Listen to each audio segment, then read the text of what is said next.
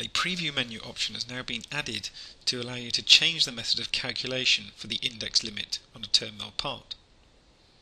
By default, FeatureCAM will actually calculate a cylinder around the corner limits of a rectangular bounding box that is based on the size of the stock.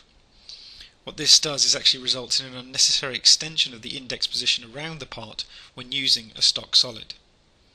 The new preview option actually calculates limits based on the size of the solid revolve.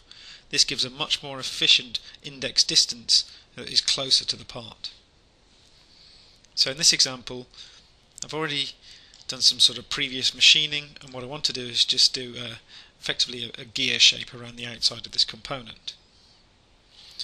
If I go to the part view, you can see we've got a pattern and we've got a single groove. If I go ahead and just play a centerline simulation, you can see the passes making their way around the part. We've just got some simple grooves using a tapered tool. If I look at the front of the part, you can see here we have quite a large distance around the outside of the part where the tool is indexing in each instance. If I was to take a measurement of this though, and in this case we're going to look at the size of our Z rapid plane, in this case 25mm from our part.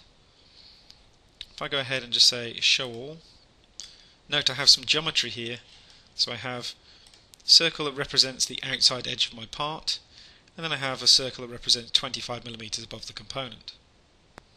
If we were to look at this, we can clearly see that our index position is a lot further out than we expect. So why is this? Well, let's have a look at the stock itself. If I go into my stock, you can see I've got a user defined and I've chosen to use a stock solid. What FeatureCAM does in the background is actually it uses a block. So if I go ahead and select a block, just say apply, you'll notice I get a block around the component like so. FeatureCAM then calculates a bounding cylinder around the external limits of this block. We can see this if I go ahead and look at these two surfaces which I've placed on another level. Let's go into the layer dialog, turn on limit surfaces, say OK. We can see the 25mm surface that I'd expect. We can see this outer surface, which if we look again down this view, you can see this is taking into account the limits of that box. Let's go and reselect my stock again. Again, user defined. I'm going to choose my stock solid. Say OK. If I replay that centerline simulation, you can see we are 25mm clear above this outer limit.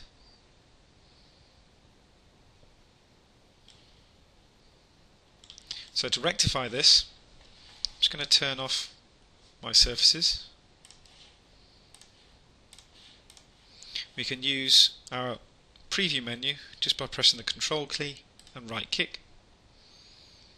And here you can see calculate index radius from stock solid. If I select that option and then recalculate the toolpath,